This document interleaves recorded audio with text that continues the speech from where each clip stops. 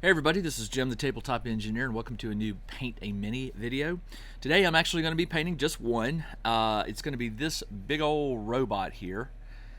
This is from Diehard Minis, and I picked this one specifically because it's sci-fi, and today's topic is going to be, it's not so much a, well, I guess it is a topic.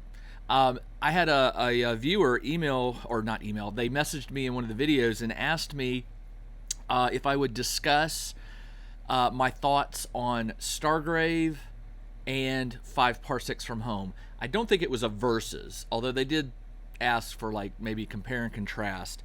So that's what I'm going to do during this video as I paint this guy. Now I I painted him silver because I want to use some of the speed paints to see how they do over a silver metallic. Now Army Painter just announced that it is coming out with some metallic speed paints, which is really a great idea. But this is not what I'm going for. The metallic speed paints are supposed to be metallics, like for a gold shield or for silver armor. I don't know how they're going to do. I guess if you let them dry, you could put another color over it for a metallic look. But you know, the whole issue of reactivation, hopefully they'll have solved that and that won't be an issue. But for this, I didn't have a silver speed paint, so I just spray painted it silver. And I'm going to point the camera down and we're going to get painting this thing. So the question was, hey, would you talk about your thoughts on Stargrave versus Five Parsecs? Pros, cons, differences, what you like, what you don't like, things like that. Happy to do that. So first off, the main difference, and this is, you know, everything I state here is my opinion. You can yell at me or get mad at me, but it's just my opinion. The primary difference, in my opinion, between Stargrave and Frostgrave is this. Stargrave is a skirmish war game in a sci-fi universe. It is small numbers of minis, 10 or so. Five Parsecs is a crew that I think it's a minimum of 4, and I think you can go as many as you like. I think there is an upper limit, but I can't recall what it is. My current crew is sitting at 8, whereas my Stargrave crew is sitting at 10. 8 soldiers, or 8 crewmen, plus a captain and a first mate.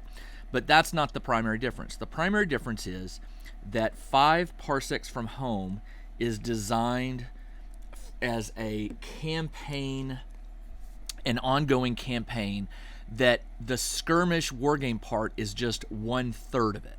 Now, it's a big 1/3, which I know that doesn't mathematically add up. But what I mean by that is both of the games allow you to play a captain or a crew that grows and develops over time. That is pretty standard for both of them. However, the Stargrave, in between games, all right, in between battles, when I say a game, I'm talking about the battle report, the part where you're playing on the actual tabletop. In between games, Stargrave doesn't really have a whole lot going on. And that's by design. Joe McCullough, the creator, didn't create Stargrave. At least I don't believe he did, because I think he would have included that if he did. He didn't intend for it to be like this mega RPG storytelling type game, which really, if you think about it, is what Five Parsecs is. Five Parsecs, there is a role-playing aspect to it, in the sense that you're rolling on tables versus having, say, a GM determine things. You're rolling on a table between games to see what happens to your crew during the downtime, or when they land on a new planet. And to me, that is an aspect of like an RPG. That's what you would expect if you were playing a sci-fi RPG. Not just combat, but some sort of story about what your crew is doing in between battles, right? What are they doing when the ship's flying between planets? What are they doing when they land on a planet and are looking for work? These are all things that Five Parsecs from home offers that Stargrave really doesn't. Now, Stargrave does let you, upgrade your ship. There are ways to do that, and that's a bit of a, you could incorporate a storytelling portion of your game to that. But most Stargrave games that I see played, it's just two players showing up with their war bands, and they pick a scene or a scenario, and then they play it, and that's that. Whoever wins gets some treasure so they can maybe buy some more powerful crew members or some more powerful weapons, and then the next time we see each other, we play another game. But Five Parsecs tells, there's a lot going on between the games. You have to manage your ship's health, its hull strength. You have to feed your crew. And that requires credits. Now, you do have credits in Stargrave, but they're really for just replacing crew members, upgrading your ship, and buying weapons or what have you. You're not really worried about where your crew is getting fed, and if they're having to cut corners, if you're having to let crew go because you just don't have enough money to support them. Now, there are some aspects of Stargrave that are like that. For instance, like the combat armor, the heavy armor. If you don't have enough credits, you can't take that into battle with you. But I hope what I'm explaining is making sense. They both have a skirmish war game component to them, but Stargrave is mainly just about the skirmish, right? Not telling so much the story of the crew between missions. Now, there are Stargrave players out there that write entire backstories on their crew, and between games they'll sort of maybe write up a story and tell what's going on, the inner turmoil of the captain and things like that. But you really don't find that much out there. And honestly, I'm trying to remember where I saw it. I have seen a few battle reports where players are trying to tell a story, but really it just comes down to let's get to the battle and see who wins and how much credits I get, things like that. So that is the major difference, in my opinion. That one is a pure skirmish war game, and the other has a skirmish war game component, but it's not the only part of the game. Now, what are the other 2/3? There's the post game or post battle roles that tell you, like, for instance, what kind of injuries your crew took, and there is a part of that to Stargrave as well. There are post roles for like XP or what do you call it? Spending your XP on like upgrading certain abilities and things, and you can do that with Stargrave, but only the captain and the first mate. The soldiers, the standard crew members, don't really get an opportunity to be upgraded. Now, they can be upgraded in the sense that you could toss one out and buy it, or purchase a new soldier type that's going to give you more powerful features. So that is a possibility. But Stargrave, actually, the crew you start out with, if you take good care of them and you can upgrade their abilities if they survive, and you can take them into future battles with more powerful weapons and things. And so I'm not saying that one game is better than the other, because I'm just saying that's the major difference between the two. As for gameplay, well, mechanic-wise, they're two totally different games. Stargrave is based on the D20 system that Joe McCullough, I don't know if Joe invented it, but as far as I am concerned, he did, because it's the game mechanic that comes from Frostgrave, which is where I started my wargaming experience. So you roll a d20, your opponent, or assuming you're playing an opponent, your opponent rolls a d20, and whoever rolls the highest wins. If you're attacking, you do damage. If you're defending, you take no damage. Or if you're in melee combat hand to hand, you can equally hurt the other person who was attacking you initially. That's one of the cool things I do like about Stargrave and Frostgrave is that it has that option of like, hey man, you want to attack me, that's fine, but you may be the one taking damage.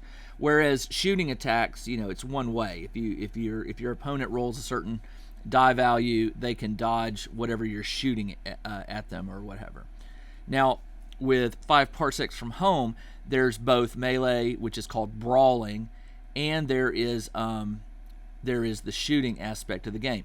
But 5 Parsecs uses a D6 system, which I'm going to discuss the pros and cons of the D6 versus D20 in a minute. I just want to mention that the mechanic-wise, they are two totally different games. You are rolling D6s for decision, D100s and D6s for, say, 5 Parsecs.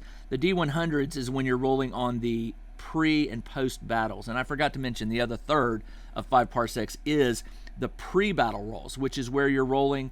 If you are landing on a new planet, you're going to get to roll up details about that planet, what its condition is. Is it a murky planet that has like bad weather that's going to affect the gameplay? Does it have, is it a corrupt planet? Is it got soldiers, or is it sort of militaristic? There's all kinds of roles that you'll be making with 5 Parsecs that flesh out the planets you visit. With Stargrave, you don't get that. Now, don't take that as a negative. Instead, look at Stargrave as strictly what it is. It is a skirmish war game that is meant to get 2 players, unless you're playing solo. But I'm going to be talking non-solo right here. It's really designed to get 2 players to the table and fighting 2 war bands against each other to see who comes out on top. 5 Parsecs is a solo game from the start. It was designed as a solo game.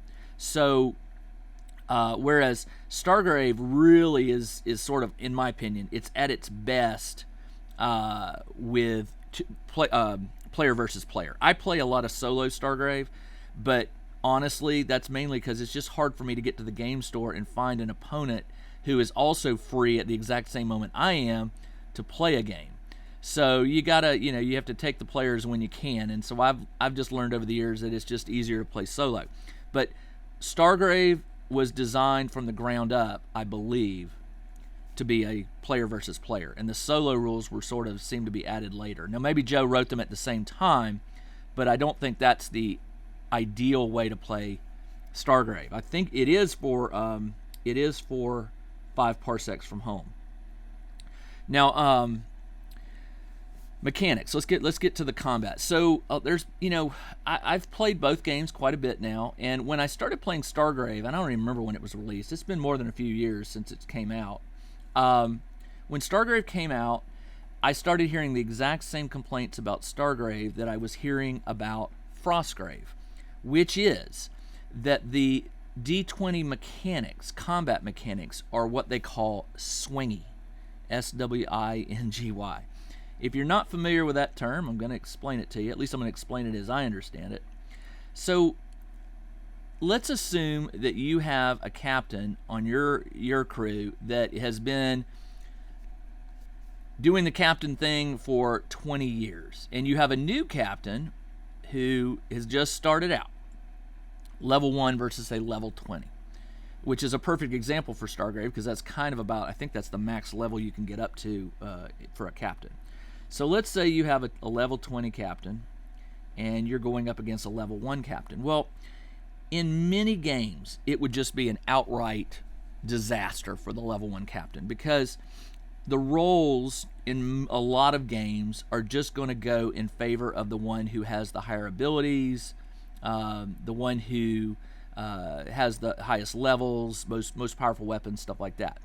But with Frostgrave and with Stargrave, because you're dealing with a D20 system, the term swingy relates to the fact that you could be a level 1 captain going up in hand-to-hand combat versus a level 20 captain. If the level 20 captain rolls a 2 or a 3 or a 1, a natural 1, and your guy rolls a 19 or a 20, a natural 20, or gets with bonuses over a 20.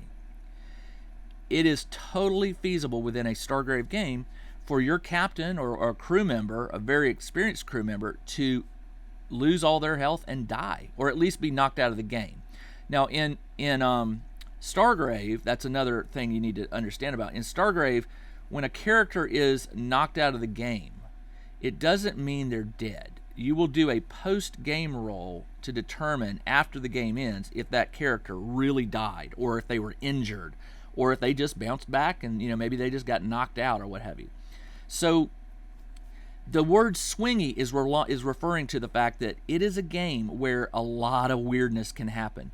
This happened to me not too long ago in Frostgrave. I had my wizard going up against a rat. Like, I think it was an ice rat or something like that. It was a very, very weak creature, like with 1 health point. Guess what that rat did? That rat rolled a 20. When I rolled it, I went into melee. The rat attacked my wizard. I rolled a natural 20, which in the game of Frostgrave, if you play the optional rules, it basically doubles. Not doubles. It adds 5 to the overall damage. It's really almost impossible to survive a nat 20 roll unless your armor and your health are just maxed out, and mine weren't. So swingy in the sense that my wizard, who is obviously much more powerful than that rat, rolled so low that I lost the roll, I lost the battle, and the rat rolled so high that its damage went through my armor, which really didn't have any, had a 10 armor, and but he didn't roll just a 20. I think it was like a 24. Well, it was a nat 20, and then he rolled +1, so it was a 21. So my wizard was knocked out of the game by a simple little rat. And that is the term that a lot of these players refer to when they call Frostgrave or Stargrave swingy. And that's what I was hearing very early on when Stargrave first got released. Now, you'll have people who say that's part of the game. That's the way the universe works. A person with a gun could just get a lucky shot on some commando type and take them out. In the real world, 2 soldiers on opposite sides of the field, somebody might get lucky, somebody might sneeze at the wrong moment, and you have that. And so there's a lot of people, and I include myself in that we just roll with the swinginess of the game. That's part of Stargrave. It's going to do that to you. And I don't think there's any way around it. It's part of the game, and if you don't like that, you just got to find something else. Now, compare that to 5 Parsecs. 5 Parsecs, both sides are pretty evenly matched up with the mechanics. Now, if you've never played Frostgrave, I'm not going to go into too much detail, but let me just say this. If you are firing at an opponent at a distance who is in cover, you roll a d6 to see if you hit. You have to roll a 5 or higher. If they're in the open but beyond 6 inches, it's a 5 or higher. If they are within range of your weapon but they are in cover, it is a 6 or higher to roll. Now, characters do get modifiers. They get a combat benefit that gets added to the die. So technically, if your combat is +5, you can roll a 1 and get a 6 every time. But it's kind of hard to do that. Your character has to be pretty high level in order for you to be shooting at that level of accuracy. But it does happen. But there is a very small difference between a high-level character and a low-level character. As a matter of fact, a low-level entry character will often be like +1 combat or +2 combat. And that +1 it means that a 5 needs to be rolled. 5 or higher, that's what? I can't do the math. That's 1 in 6. So you've got a 2 in 6 chance, or 1 in 3 chance there, 33% chance of hitting your opponent if you're rolling to hit, and you need a 6 to hit. So the game is a little less swingy than Stargrave in the sense that you're not going to have these large variations of rolls. But you will have rolls that frequently you'll have low-level characters rolling high, high-level characters rolling high, and then there'll be a mix where they both are rolling low. I may not have been explaining this correctly, but the swinginess of Stargrave is definitely more noticeable than the swinginess of 5 Parsecs. And there is a swinginess to 5 Parsecs if you think about it. You know, all you've got to do is, all the low-level characters got to do is roll a natural 6. Boom, you're hit. And then it has to get through your toughness. Well, most characters are toughness of 4 or 5. It's hard to get up to a toughness of 6. You can do it, but it doesn't mean you can't be hit. A natural 6 will hit you, and a natural 6 on a defense roll, on your toughness roll, will knock you out. So you always, no matter how high a level you are, there is always the chance you can be taken out of the game. Now, the difference is with 5 Parsecs, your character has a lot of other stats to improve that can really help the day with them strategically surviving. You can increase movement speed, which movement speed in Stargrave, you can increase it. It's one of those stats that a lot of times people tend to increase their health and maybe their shoot or fight ability, but not so much their move. You may do your move every now and then, but most characters are moving at about the same speed in Stargrave, give or take. In 5 Parsecs, it's not uncommon to find an enemy who has a move of like 4 versus your guy might be moving 7, you know. And if you are playing strategically, a high-level character versus a low-level, there are many, many more opportunities in 5 Parsecs to get into position or get into cover or just outshoot your opponent when the opportunity provides itself. Now, this is an interesting thing. I just recently realized, and it's been there, I've read the rule, I just never really thought about it. There is a rule in 5 Parsecs that I call Overwatch. It just means that if your character gets to act during what they call the fast phase, you can choose to defer to the slow phase, meaning you're sort of watching like a corner to see if somebody pokes their head out. If they do, you get an immediate attack, right? And it's a great way to, I mean, it's in a lot of games that have the Overwatch, and a lot of video games have it, where you can set a character Overwatch and they just sit there and they guard a point until something crosses their path. There are war games that have the same ability, but Stargrave, unfortunately, does not. In Stargrave, your character gets 2 actions, a move and an action, like usually a combat action or a pickup or something along those lines. There is no rule that allows you to say, move your character half distance into cover and then take their second action as a wait and see. Doesn't exist. If it does, let me know. Maybe it's in one of the expansion books, but I've read the expansion books and I don't recall seeing that. Here's where I am so far. I love the blue over the metallic. It's definitely giving it that metallic look. So, where was I going? So yeah, there is a Overwatch mechanic in 5 Parsecs that is not in Stargrave, and I am finding more and more that I really, really like that that Overwatch ability. It's hard to explain just how good it is until you've played the game, and your character gets a lucky, gets a free shot on some character that's moving between 2 buildings trying to stay in cover. So both games can be swingy, but I would vote that Stargrave is definitely the more swingy of the two. It's just that's what it is. And you have to accept that that's just part of the game. And again, if you don't like it, there are other games out there, and that's just part of Stargrave. So I talked about the mechanics a little bit. I talked about the fact that one is a sort of a it's a sort of a mini RPG game. Stargrave does have expansions, which provide new scenarios, new character classes. 5 Parsecs has one expansion that I know of, unless something new's come out. It has one expansion that does gives some more advanced rules that you can play. It's been a while since I've read it, not a while, but I tend to just read what I need and then move on to the other things.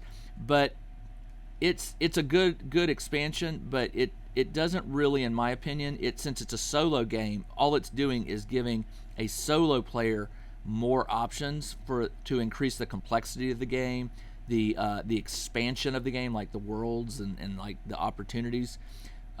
Whereas the Stargrave expansions that Joe releases, I mean, man, he releases a lot of these things.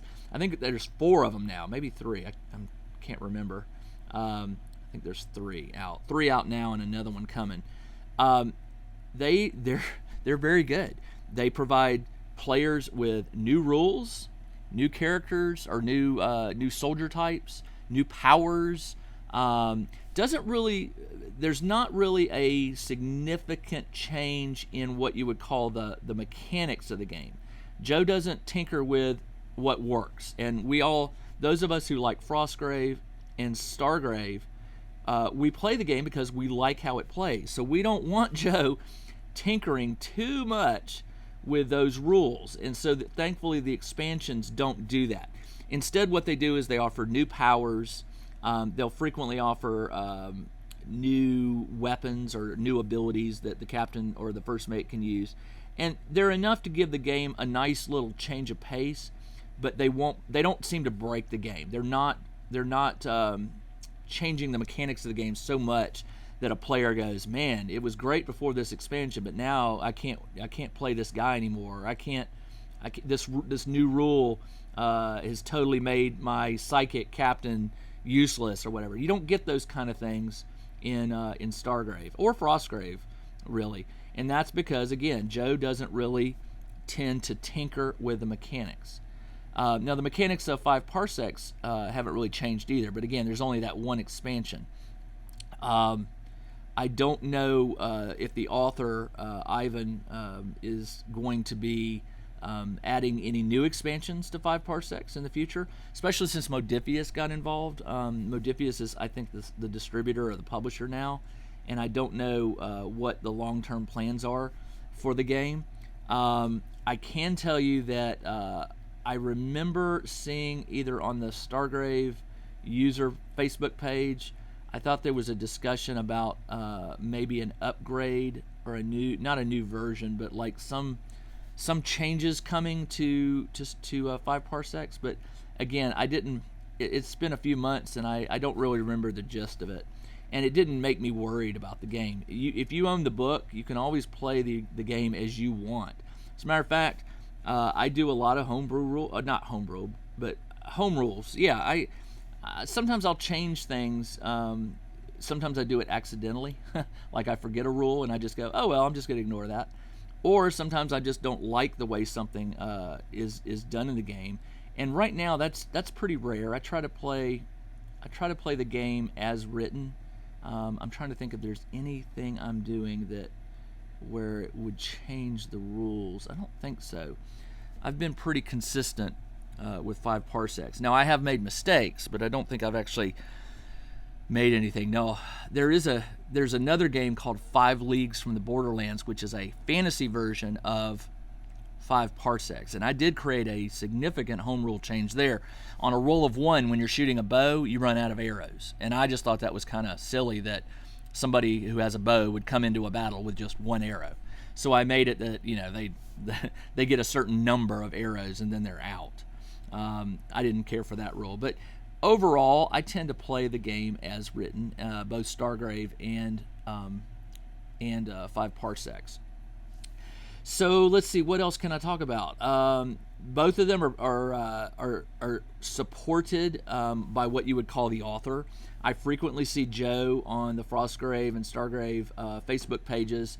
He'll post comments or he'll answer questions real quick if it seems something that's significant that needs a response. And so does Ivan, and I just went blank on Ivan's last name, but I see him doing the exact same thing for Five Parsecs. Now, right now, he just posted the other day that he's taking a holiday break, so he's unavailable, and I don't blame the guy. He gets very, very busy on these Facebook pages with these games, answering questions and such. So, let's see, what else? Stargrave versus... Okay, I tend to play Stargrave on a 3x3. Sometimes I'll play it on a 2x2. And also five parsecs, I tend to play on a 2x2. Not always. I change it, but 5 parsecs has different.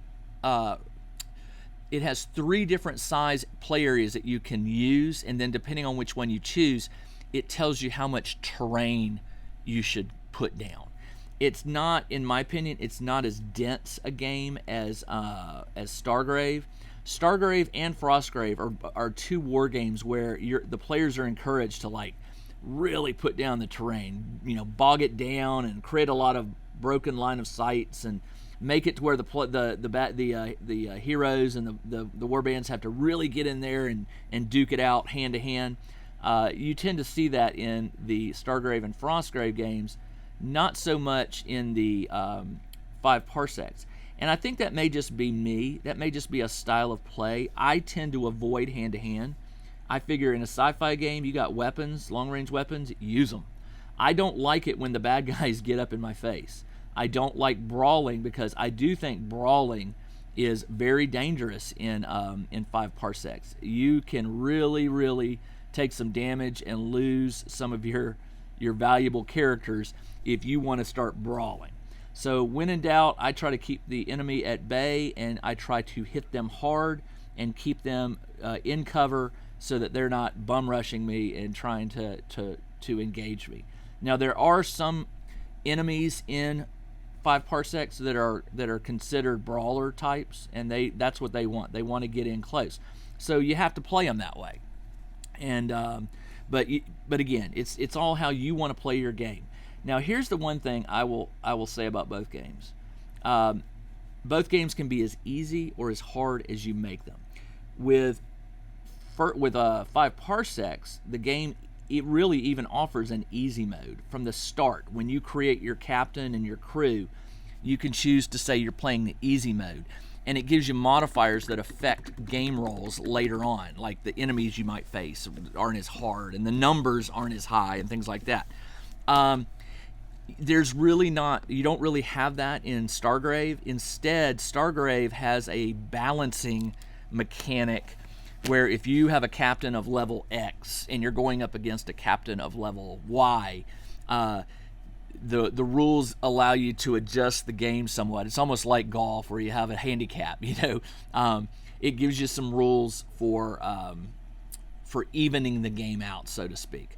Because honestly, even with the swinginess of the game, it could still be dangerous as a high-level captain to take on a low-level captain. You get a simple recruit who has the captain in his line of sights. There's always a chance that your opponent is going to roll a nat 20, you're going to roll a 1, and your captain's going to go bye-bye. So the swinginess is there no matter whether there's mechanical rules that adjust it or not. But again, that's kind of what I like about the game. You just never know what's going to happen, and so you're always sort of on guard, making sure that your characters are in cover, or at least as much in cover as you can get them. I'm using a non-speed paint here. This is an Army Painter gunmetal. I want to put it on the weapon this robot is carrying, and I think I'm just going to leave the silver exposed on his toes and his I don't know, the different body. There's some body parts that aren't that really aren't painted. They're just silver, and I'm just going to leave them silver. But I do want this weapon dulled down a bit, so I'm going to hit it with this gunmetal, which will take that silver down quite a bit, and then I'll hit it with a dark wash once it dries, and let it fill in some of those the barrel holes and things like that. Looks like there's cooling heat sinks on the side, and all that. It was just way too clean and silvery, so I'm just hitting it with the gunmetal to take it down a couple notches. So yeah, so that's, I probably didn't answer everything or talk about everything related to Stargrave and 5 Parsecs. I enjoy playing both. I've just recently started playing a solo campaign of Stargrave that is it's one of my own design. I kind of came up with this story. I've written a few of I think 3. I've written 3 of the scenarios so far. I'm trying to write a new one each week. And then what I do is I play it, record it, and put it out there along with a PDF so people can download it and play it themselves. It's free. You don't have to pay for it. It's just out there.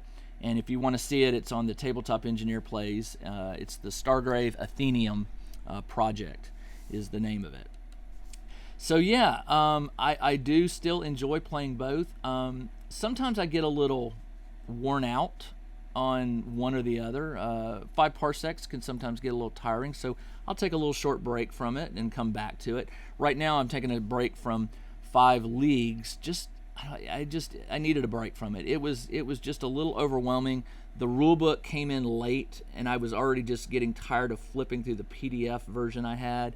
So I'm taking a little break on it, but not too long. I will get back to it, I promise. For those of you who are wondering if I'm ever going to play that again, the answer is yes, I will. But yeah, so that's about all I can offer on my thoughts on Stargrave versus 5 Parsecs. Now, if somebody were to ask me point blank, okay, you're on a desert island, you can only play one, which is it going to be? Well, man, that's a hard one because, well, it's not. If I'm on the desert island and it's solo, it's just me, then I'm taking 5 Parsecs.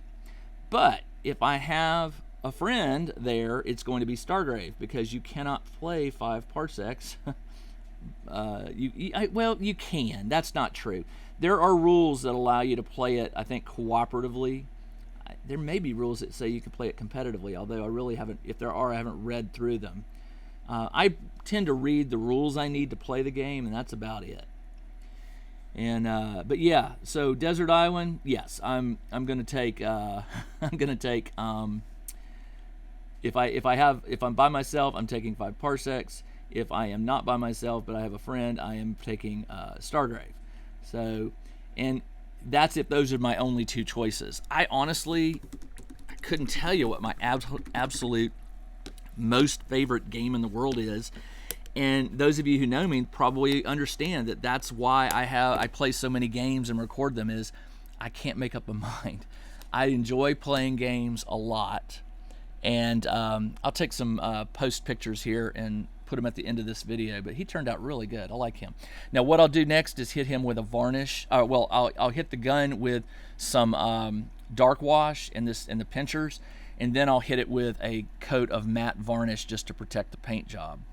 But over silver, that blue, which is I used the magic blue, it did pretty good on the legs and the body, and I left enough silver that he doesn't look totally, blue. But I didn't want to hit the silver areas with like a yellow or a red. I just thought that would be a little too much. So the blue, the silver, and the Gravelord gray, which is my version of black, will have to do for like the eyes and the tubes and pipes and stuff like that. All right, there you go. That's all I got. I do appreciate the suggestion on this topic. It was a good one.